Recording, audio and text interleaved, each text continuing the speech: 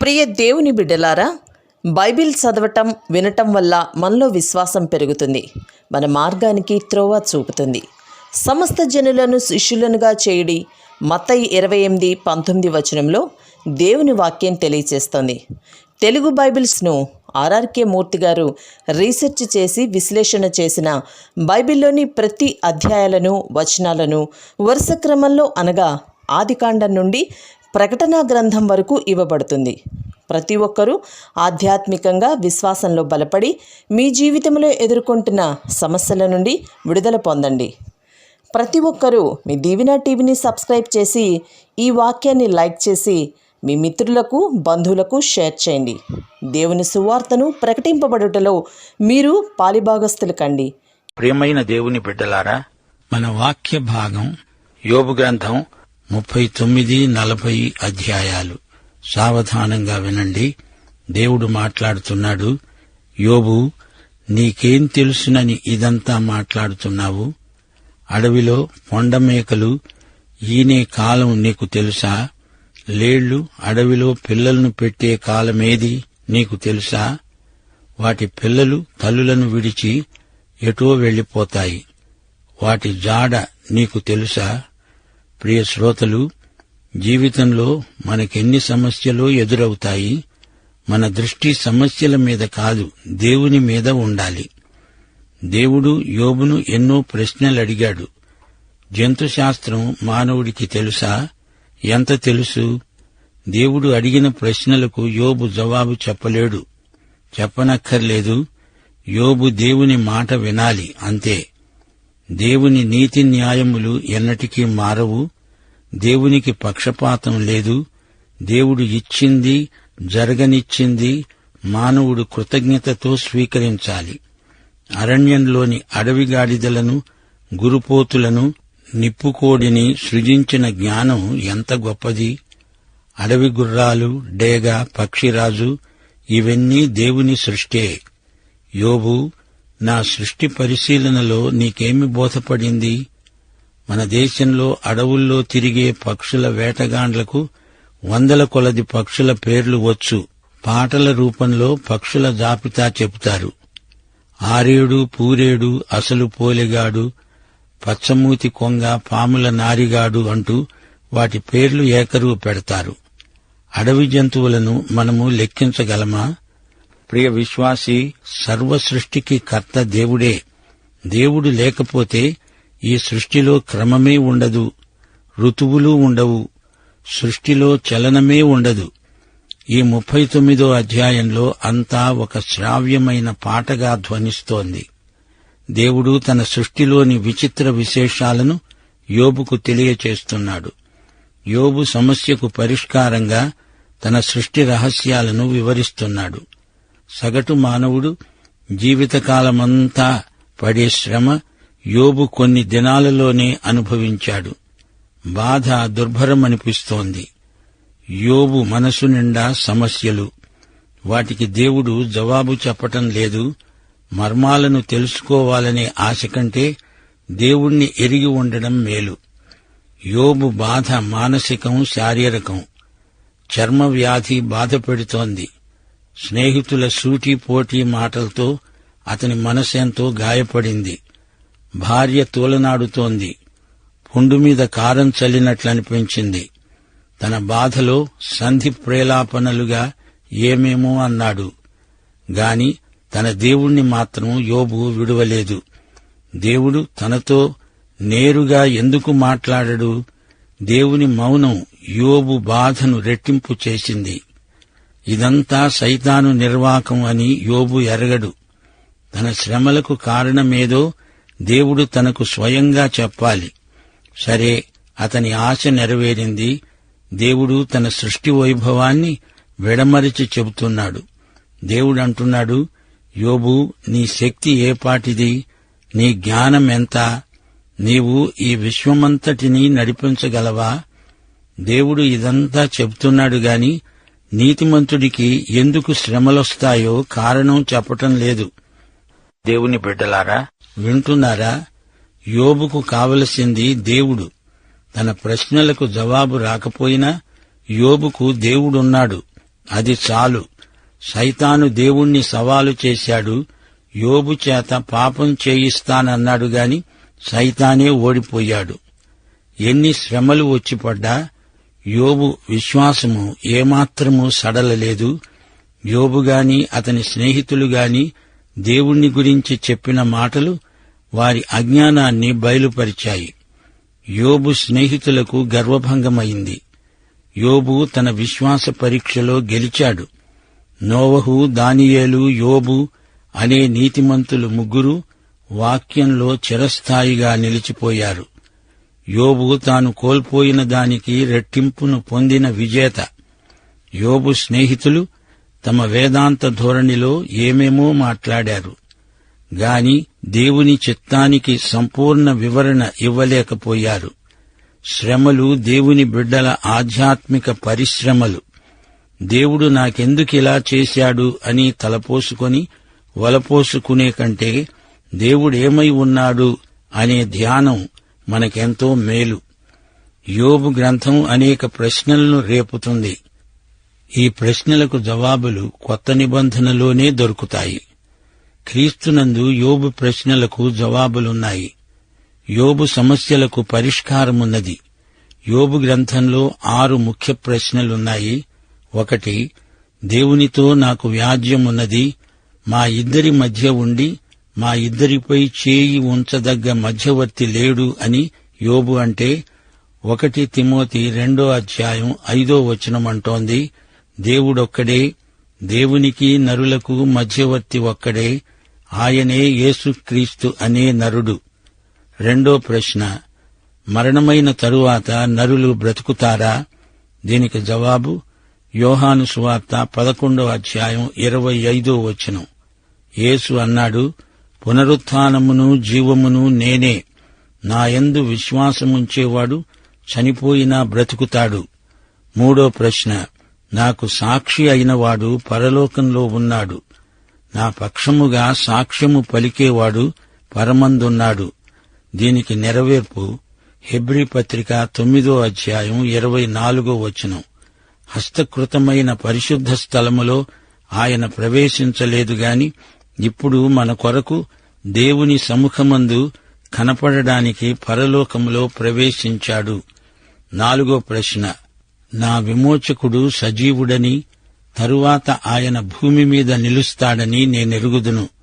దీనికి నెరవేర్పు హెబ్రీ పత్రిక 7:24-25. యేసుక్రీస్తు నిరంతరము ఉన్నవాడు గనుక మార్పు లేక యాజకత్వము గలవాడయ్యాడు.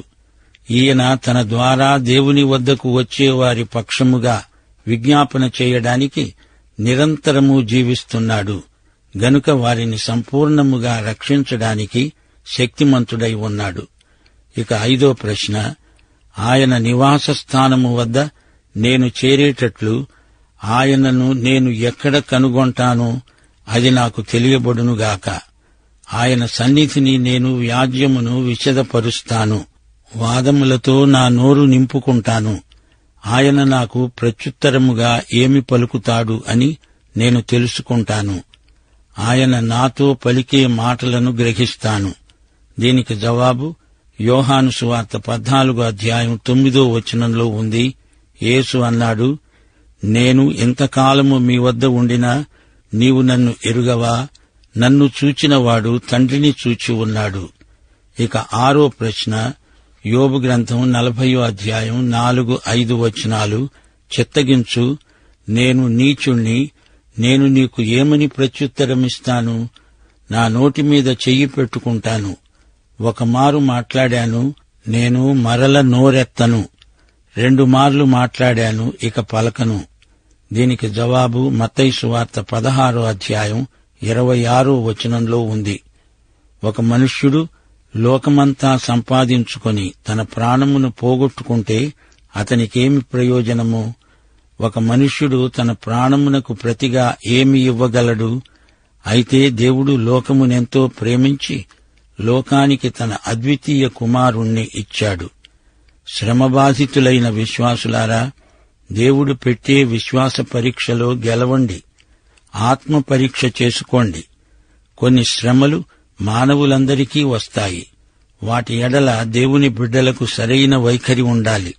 నీకు అర్థం కానప్పుడు అధిక విశ్వాసాన్ని అమలుపరుచుకోవాలి. యోబుకు తన శ్రమలకు కారణము అర్థము బోధపడలేదు. దేవుణ్ణి ప్రేమించే వారికి కూడా కష్టాలొస్తాయి. కారణం మనకు తెలియకపోవచ్చుగాని దానికి ఫలితంగా విశ్వాసం బలపడుతుంది. దేవుని అనుమతితోనే సైతాను యోబుకు కష్టాలు తెచ్చిపెట్టాడు. అయితే దేవుడు నిర్ణయించినంత వరకే సైతాను పోగలడు. దేవుడు గీచిన గీతను దాటి సైతాను ఒక్క అడుగు కూడా వెయ్యలేడు. దేవుడు సర్వశక్తిమంతుడు. దేవుడు మనకు దూరమైపోయినట్లనిపిస్తుంది. అది కేవలం భ్రమ.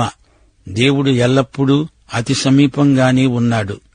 మనం బాధపడుతూ ఉంటే ఆయన బాధపడతాడు. అన్ని పరిస్థితులలో మనకు ఆయన కృప చాలు. దేవుని ప్రేమ నుండి మనల్ని ఎవరూ ఎడబాపలేరు. ఏదీ ఎడబాపనేరదు. ప్రియ విశ్వాసి, మనమిప్పుడు 40వ అధ్యాయంలోకి వస్తున్నాము. యెహోవా యోబుతో మాట్లాడుతున్నాడు. సర్వశక్తునితో వాదించడం, ఆక్షేపణలు చేయచూడడం తగని పని. దేవుని ప్రశ్నలకు నీవు జవాబు చెప్పగలవా? యోబు అన్నాడు, దేవా, చిత్తగించు, నేను నీచుణ్ణి, నోరు మూసుకుంటున్నాను. 1-2 సార్లు మాట్లాడాను, ఇక నేను నోరు మూసుకుంటాను. చూడండి, దేవుణ్ణి ముఖాముఖిగా చూచి యోబు అవాక్కయిపోయాడు. ఎవరైనా అంతే. దేవునితో వాదించగల మానవుడెవడు? యోబు పశ్చాత్తప్తుడవుతున్నాడు. సుడిగాలిలో నుండి దేవుడు యోబుతో మాట్లాడుతున్నాడు. యోబు, నీవు న్యాయాన్ని బొత్తిగా కొట్టిపారేస్తావా? నా మీద నేరం మోపి నీవు నిరపరాధివని నిరూపించుకుంటావా? నా బాహుబలం ముందు నీ బలమెంత, నీవెంత? నా కంఠధ్వని ఉరుములాంటిది. నాతో పోటీ పడతావా? ఆడంబరము, మహాత్యము, గౌరవము, ప్రభావము ధరించుకొని తగుదునంటూ నాతో వాద ప్రతివాదాలు చేయడానికి పూనుకుంటావా? ఏది?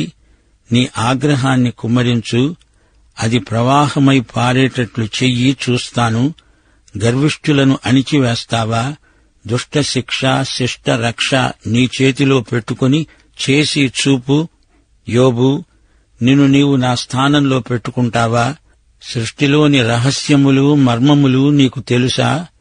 నీటి గుర్రం 25 అడుగుల ఎత్తు, 60 అడుగుల పొడవు, దాని తోక, దాని కడుపు చూడు. అది విడ్డూరమైన జంతువు. దాన్ని సృజించింది నేనే. అది ఖడ్గమృగాన్ని పోలి ఉంది. దాన్ని నీవు పట్టుకోగలవా?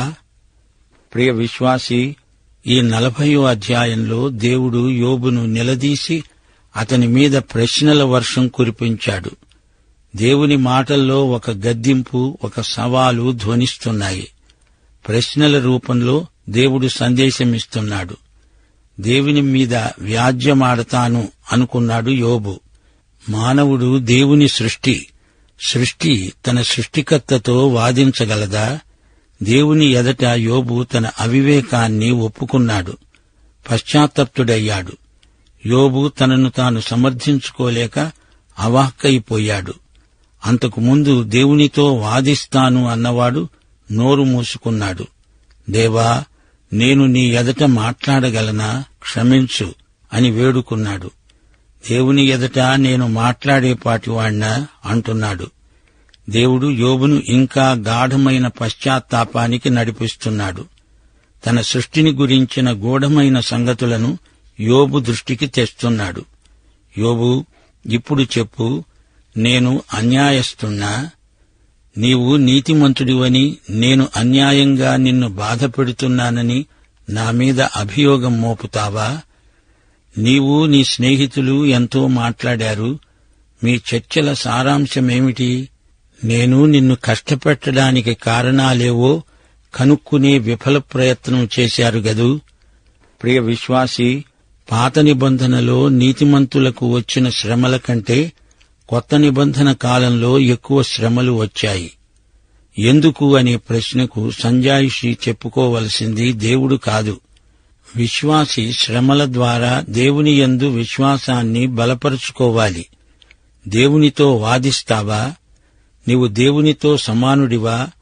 లోకంలో గాని పరలోకంలో గాని దేవునితో సమానులు ఎవరూ ఉండరు. దేవునితో సమానుడు ఆయన కుమారుడైన క్రీస్తు తప్ప మరెవరూ లేరు. దేవునికున్న శక్తి, దేవుని అతీత లక్షణాలు యోబుకు ఉన్నాయా? యోబు దేవుణ్ణి విమర్శించేటంతవాడా? దేవుని సింహాసనం మీద తాను కూర్చుండి పరిపాలించగలడా? దేవుని పని దేవుని స్థానంలో ఉండి నీవు చేస్తావా? దానికి కావలసిన శక్తి సామర్థ్యాలు నీకున్నాయా అని దేవుడు అడుగుతున్నాడు. దేవుని మహిమ నీకుందా? ఎందుకలా మాట్లాడావు? నీవు నీతిమంతుడివా? ఎలా అయ్యావు? నేను చేస్తేనే కదా నీవు నీతిమంతుడివైంది. నీవు యథార్థవర్తనుడవు, న్యాయవంతుడవు, దేవుని యందు భయభక్తులు గలవాడివి నిజమే. గాని నిన్నలా చేసింది నేనే కదా. నీవు చెడుతనమును విసర్జించే కృపను నా నుండే పొందావు అంటూ దేవుడు యోబును లోతైన పశ్చాత్తాప అనుభూతికి నడిపించాడు. చూడండి, దేవుని యందే శక్తి ఉంది. ఐశ్వర్యము, జ్ఞానము, బలము, ప్రభావము, మహిమ, ఆశీర్వాదము అన్నీ దేవుని యందే ఉన్నాయి. ఇవన్నీ సహజంగా ఏ భక్తునిలోనూ ఉండవు. దేవుడిస్తేనే కాని ఇవి ఎవరూ స్వయం కృషితో సంపాదించుకోలేరు. దేవుడు అన్యాయం చేశాడనడానికి నీవు న్యాయవంతుడివా? దేవుడు మొదటిసారి మాట్లాడినప్పుడు సృష్టిలోని 12 జంతువులను పేర్కొన్నాడు. కొండమేకలు, లేళ్లు, అడవిగాడిదే, గురుపోతు, నిప్పుకోడి, గుర్రము, పక్షిరాజు, డేగ, ఎద్దు, మిడత, నీటి గుర్రం, మకరం. దేవుడు రెండోసారి మాట్లాడుతూ 2 జంతువులను గురించి ఎక్కువగా వివరాలు చెప్పాడు. నీటి గుర్రం, మకరం అనే ఈ రెండిటి విచిత్ర వివరాలు దేవుడు పేర్కొన్నాడు. ఈ విచిత్ర ప్రాణులను చేసిన దేవుడే యోబును సృజించాడు. ఆయన సృష్టి ఎంత గంభీరమైనది! ఈ జంతువులు, మృగాలు, పక్షులు, సరీసృపములు అన్నీ దేవుని సృష్టే. మకరము మరీ విచిత్రమైన సృష్టి. దేవుడు చెప్పిన ఈ నీటి గుర్రాలు మనకు ఎక్కడా ఇప్పుడు కనబడవు. ఇవి అంతరించిపోయాయి. తవ్వకాలలో ఇట్టి జంతువుల ఎముకలు దొరికాయి. ఇంచుమించు ఇది ఏనుగంత పరిమాణంలో ఉండవచ్చు. 15వ వచనం దేవుడంటున్నాడు, నేను చేసిన నీటి గుర్రాన్ని నీవు చూచావు గదా, ఎద్దువలే అది గడ్డి మేస్తుంది. దేవుడు ఈ జంతువును సృజించి ఆదాము కాలంలో ఏదెను తోటలో ఉంచాడేమో. దీని శక్తి నడుములో ఉంది. దాని బలము దాని కడుపు నరములలో ఉంది. దేవదారు చెట్టు కొమ్మ వంగినట్లు అది తోకను వంచుతుంది. దాని తొడ నరములు దిట్టంగా సంధించబడి ఉన్నాయి. దాని ఎముకలు ఇత్తడి గొట్టముల వలె ఉన్నాయి. దాని ప్రక్కటెముకలు ఇనుప కమ్ముల వలె ఉన్నాయి. దేవుడినైన నేను సృష్టించిన ప్రాణులలో ఇది ఎంతో గొప్పది. దాన్ని సృజించిన నేనే దానికి ఒక ఖడ్గమును అమర్చాను. అనగా ఈ నీటి గుర్రము ఖడ్గమృగము లాంటిది. పర్వతాలలో మొలిచిన గడ్డిని అది మేస్తుంది. అరణ్య జంతువులన్నీ అక్కడ ఆడుకుంటాయి. తామర చెట్ల క్రింద జమ్ముగడ్డి మరుగున పర్రలో అది పండుకుంటుంది. తామర చెట్టు నీడలో అది విశ్రమిస్తుంది. నదిలోని నిరవంజి చెట్లు దాని చుట్టుకుని ఉంటాయి. నదీ ప్రవాహము పొంగి పొరలినా అది భయపడదు. యోర్దాను వంటి ప్రవాహము పొంగి దాని నోటి వద్దకు వచ్చినా అది ధైర్యము విడువదు. అది చూస్తూ ఉండగా ఎవడైనా దాన్ని పట్టగలడా? యోబు, దాన్ని నీవు పట్టగలవా? ఉరి ఒడ్డి దాని ముక్కుకు సూత్రం వేయగలవా? ప్రియ విశ్వాసులారా, గ్రహించండి. దేవుడు మొదటిసారి మాట్లాడినప్పుడు యోబులో గొప్ప పరివర్తన వచ్చింది. దేవుని మీద వ్యాజ్యమాడే బుద్ధి నైతికంగా అపచారమని గ్రహించాడు. సర్వసృష్టిలో దేవుడు ఏర్పరచిన క్రమము, దేవుని అధికారము, సృష్టికర్తగా దేవునికి ఉన్న హక్కు తిరుగులేనివి. వాటిని ఎవరూ ధిక్కరించజాలరు. దేవుని మాటలకు యోబు స్నేహితుల ఉపన్యాసాలకు ఎంతో వ్యత్యాసముంది. వారి వేదాంతం వల్ల యోబుకు ఏమాత్రమూ ఆదరణ కలగలేదు. వారి తర్కము, హేతువాదము కేవలం మానసిక వ్యాయామం. అందులో ఆధ్యాత్మిక విలువలు తక్కువ. వారి డాంబికం ఎక్కువగా కనిపించింది.